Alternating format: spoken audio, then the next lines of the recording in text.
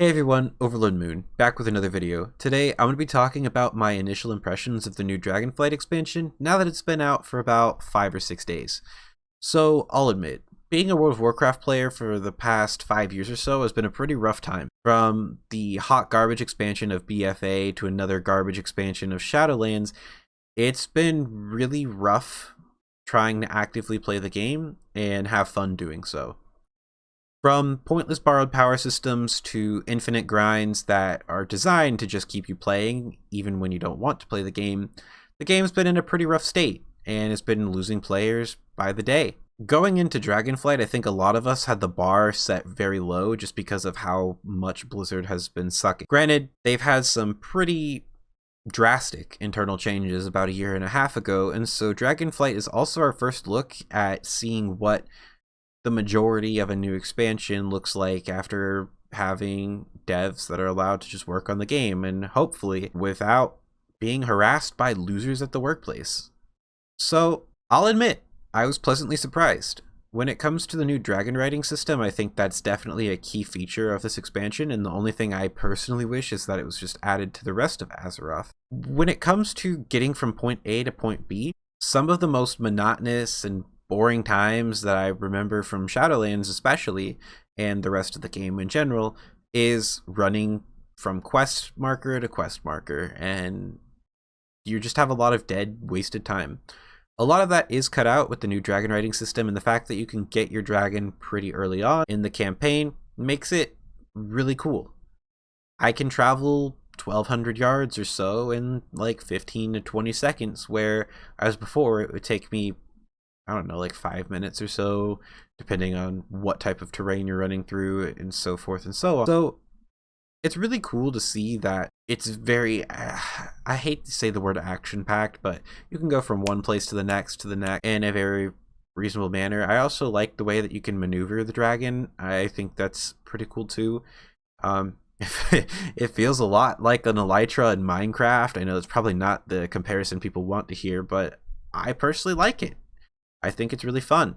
The campaign experience was also pretty cool overall. I'll admit the story was pretty captivating, and it only took me maybe 5 or 6 hours to complete.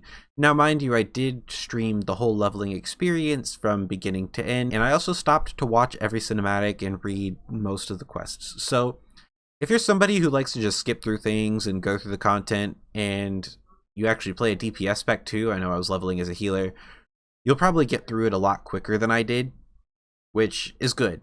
It's a good introduction to the content, it's a good introduction to some of the new systems that are in place this expansion, and it gets you through the storyline. I found the storyline to be a lot more compelling than in Shadowlands, and in Shadowlands it was just fucking garbage, where all the characters are morally gray, and we don't know what the story would is going to be like. There's a lot of crucial details that are left out. Oh, this is just cuz, or oh, this is retcon here, retcon there. It was so convoluted, and it was really cool to see that with this expansion, it felt like the campaign was broken up into miniature stories throughout the zones, but they're all part of this sort of overarching narrative, I guess you could say. And it was really, really, really cool just to go through that. I'm not going to spoil anything for those of you who are considering playing it. I surprisingly recommend it as of now.